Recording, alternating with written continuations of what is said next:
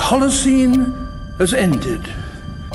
What we do now, and in the next few years, will profoundly affect the next few thousand years.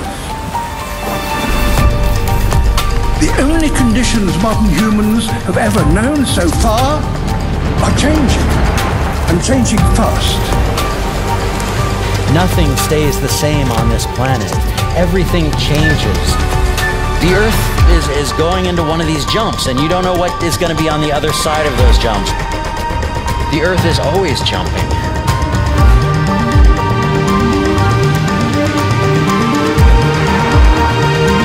Things move on this planet. Things are not still. Everything is turning.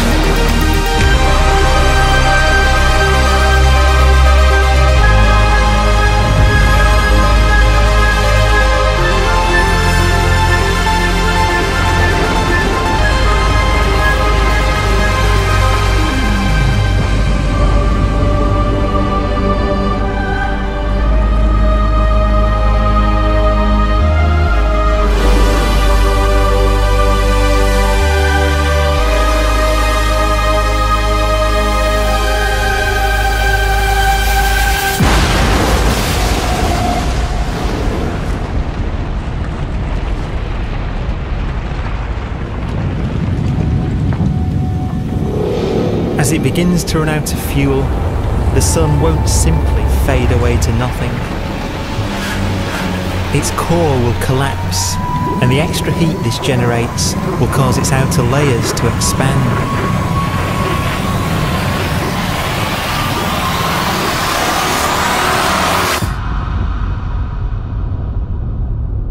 The sun is now dead. Its remains slowly cooling in the freezing temperatures of deep space.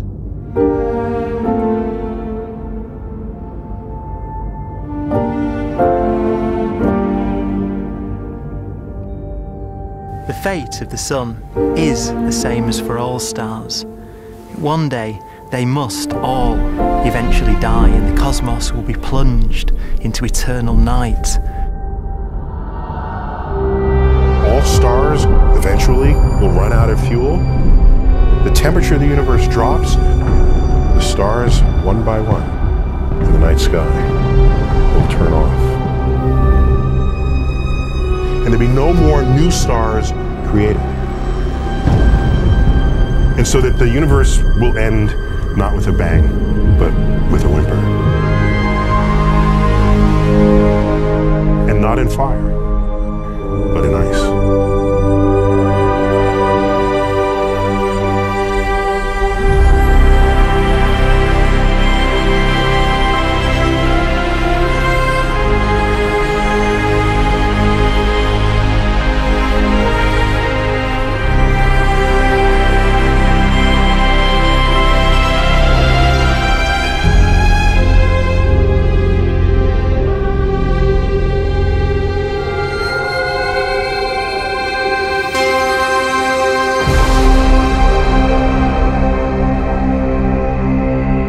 With no fuel left to burn, a white dwarf's faint glow comes from the last residual heat from its extinguished furnace.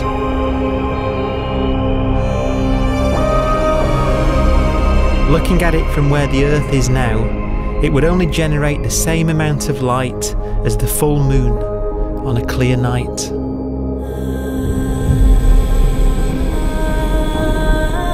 The faint glow of white dwarfs will provide the only illumination in a dark and empty void littered with dead stars and black holes.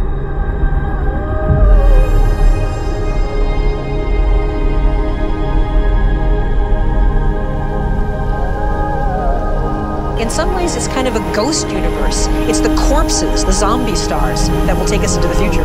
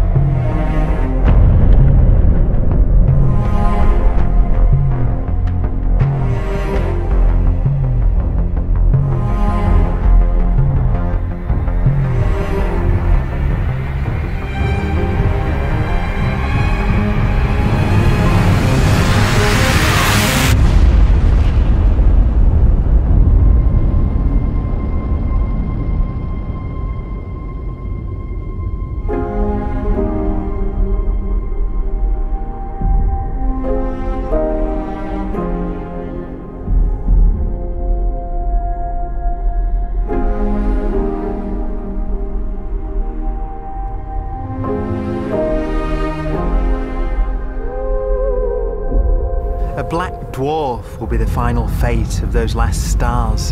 White dwarfs that have become so cold that they barely emit any more heat or light. Black dwarfs are dark, dense, decaying balls of degenerate matter, little more than the ashes of stars.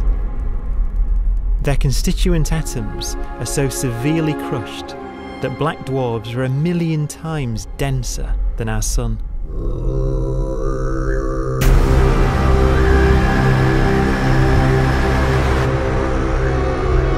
Stars take so long to reach this point, we believe there are currently no black dwarfs in the universe.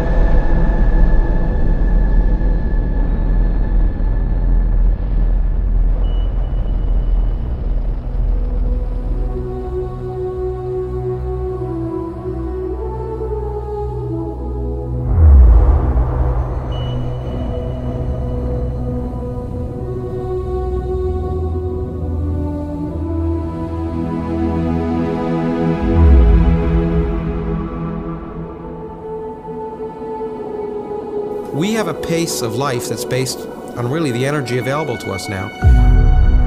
You could imagine living conscious systems which have a very different pace and therefore can extend out at least a lot farther than you'd imagine otherwise. You could have a living system where if it had a thought every 10 trillion years, that would seem normal. Even if our life dies out, one could imagine at some time arbitrarily far in the future, a fluctuation occurs which allows intelligent life to exist again for a little while. So you might have islands in time of intelligence.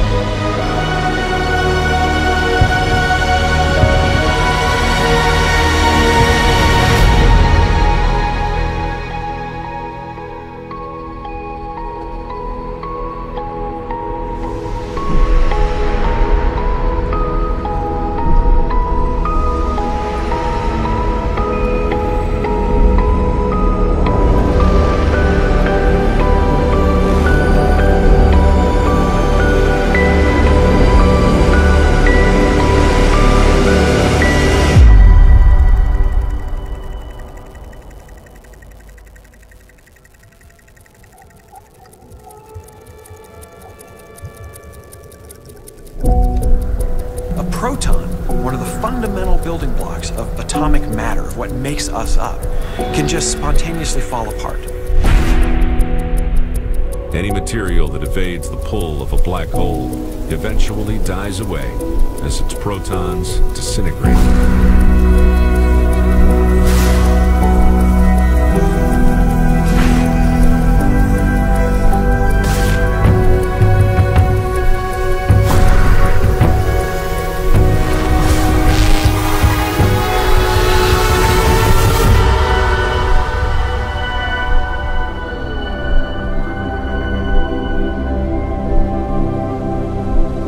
The matter inside black dwarfs, the last matter in the universe, will eventually evaporate away and be carried off into the void as radiation, leaving absolutely nothing behind.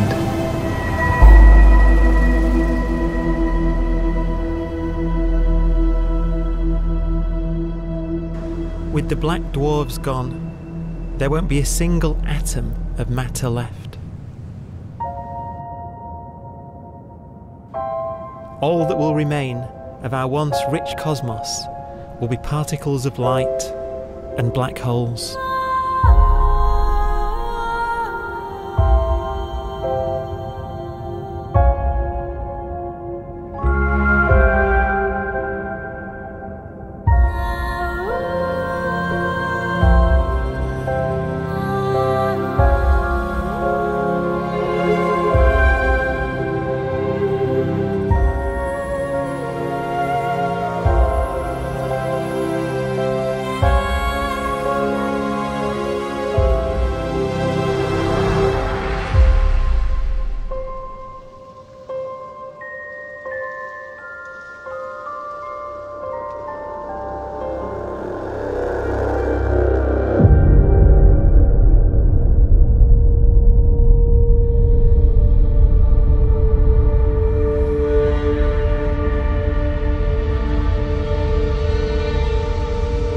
The arrow of time creates a bright window in the universe's adolescence, during which life is possible.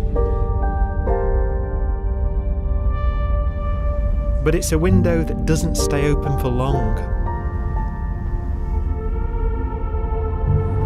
As a fraction of the lifespan of the universe, as measured from its beginning to the evaporation of the last black hole, life, as we know it, is only possible for 1,000th of a billion billionth billion billion billionth billion billion billionth of a percent.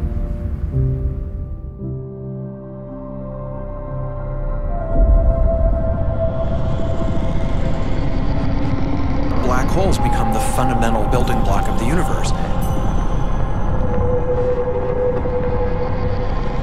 A galaxy will basically be a supermassive black hole in a center with smaller black holes orbiting it.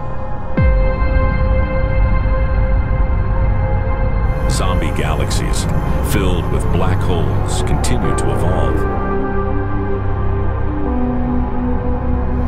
They'll eat each other and they'll get bigger, and maybe they'll fall into the supermassive black hole and it'll get bigger. The universe will still be an exciting, dynamic place. It's just that the timescales you're talking about are now trillions of years instead of thousands or millions of years.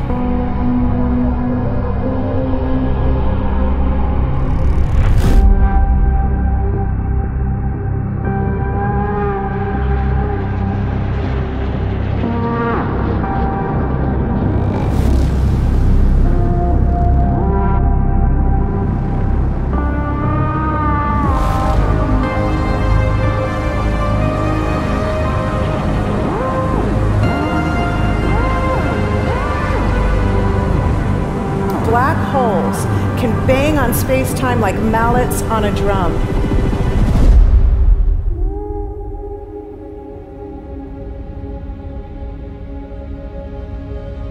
And they have a very characteristic song.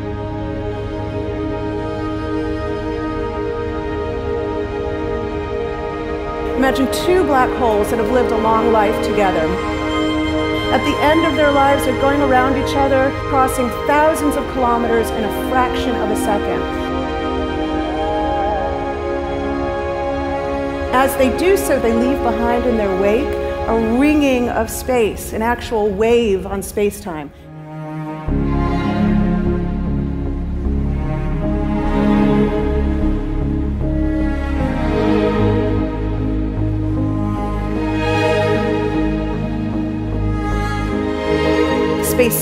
squeezes and stretches as it emanates out from these black holes banging on the universe.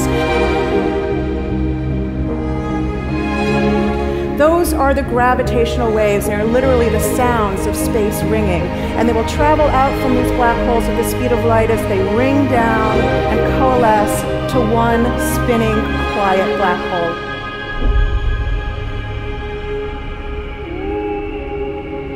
If you were standing near enough, your ear would resonate with the squeezing and stretching of space. You would literally hear the sound.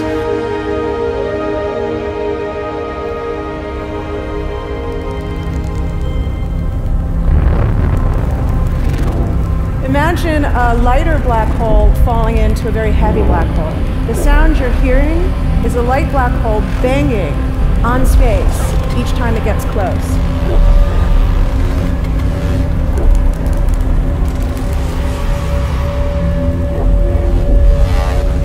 As it falls in, it gets faster and it gets louder.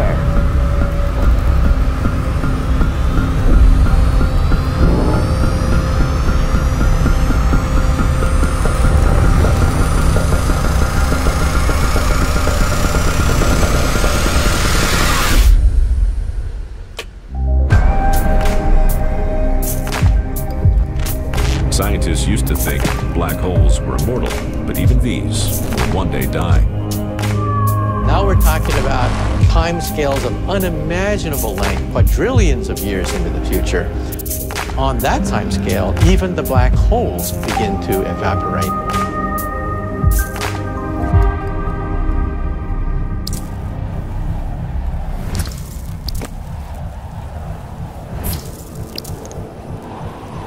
According to quantum mechanics, space is filled with virtual particles, antiparticles, that are constantly materializing in pairs, separating, coming together again, and annihilating each other.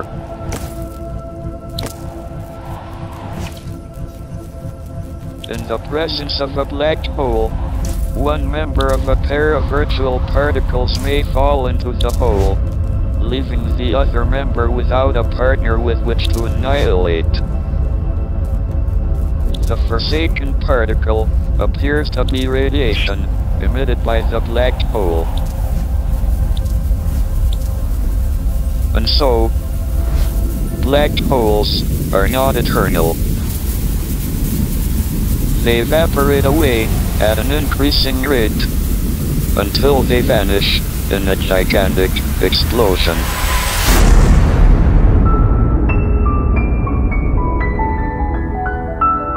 Quantum mechanics has allowed particles and radiation to escape from the ultimate prison, a black hole.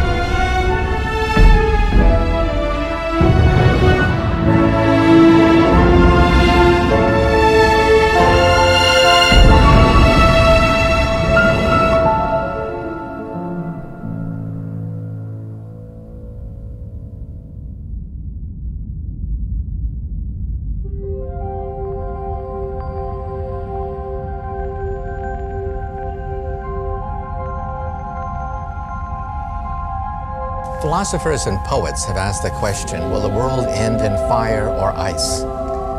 We can now give an answer. The latest evidence shows that the universe is not slowing down, but it's speeding up out of control. And the universe, we think, will die in ice.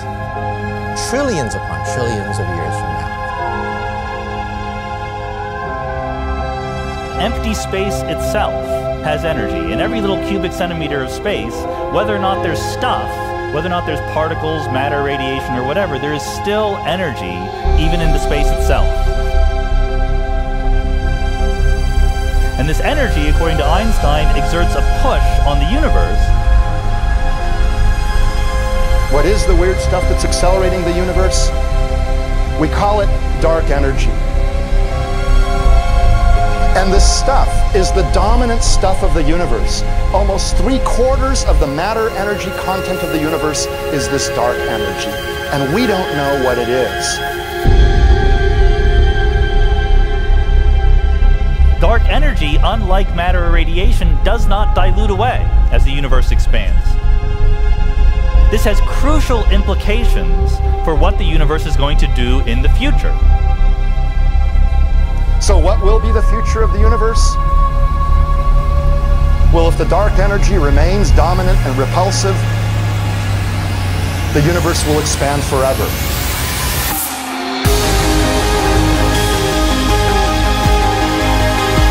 Faster and faster and faster with time. A runaway universe. 70% of the energy of the universe resides in empty space, and we don't understand why. But we do know what will happen. If that energy continues to be there, the universe will become cold and dark and empty. That's the future as it might be.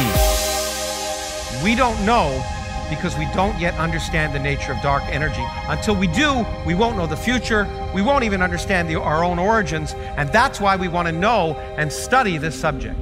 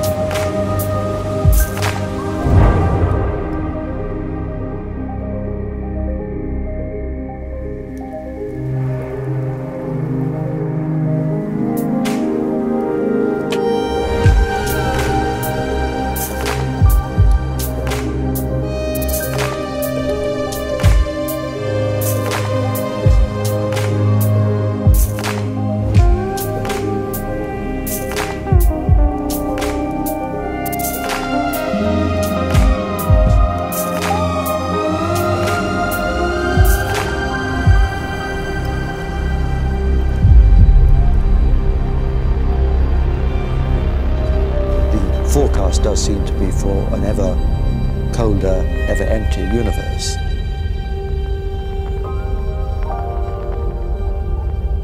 But then, of course, we have to ask, could that end lead to a new beginning? And there are ideas whereby what actually is the end of our universe could in some sense be linked to the beginning of a new one.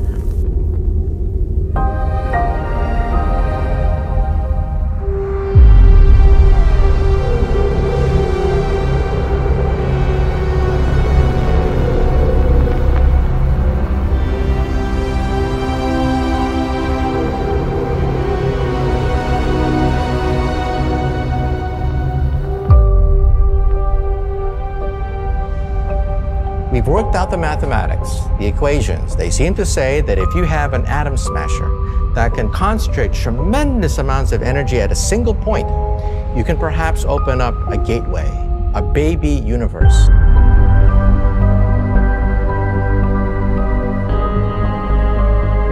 Facing the death of everything there is, this perhaps is their only possibility of escape. And this also raises a very intriguing possibility, sheer speculation of course, that perhaps any universe that has intelligent life in it will create baby universes, will create lifeboats, and proliferate child universes. So an evolution may take among universes in the multiverse. Survival of the fittest may take place. So those universes which do not have intelligent life are infertile. They have no children. But those universes that have mild temperatures, stars like us, would create civilizations that could open up child universes, and they would then proliferate.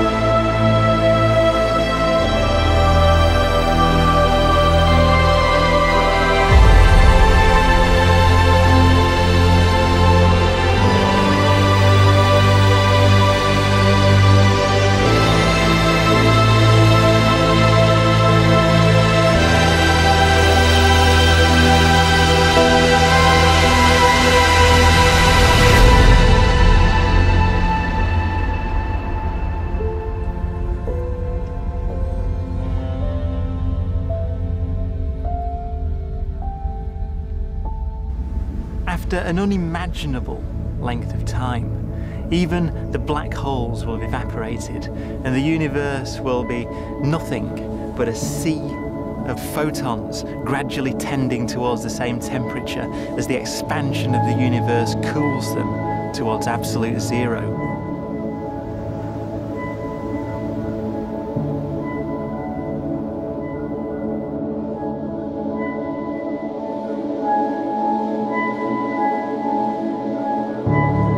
Once the very last remnants of the very last stars have finally decayed away to nothing, and everything reaches the same temperature, the story of the universe finally comes to an end. For the first time in its life, the universe will be permanent and unchanging. Entropy finally stops increasing because the cosmos cannot get any more disordered. Nothing happens, and it keeps not happening forever.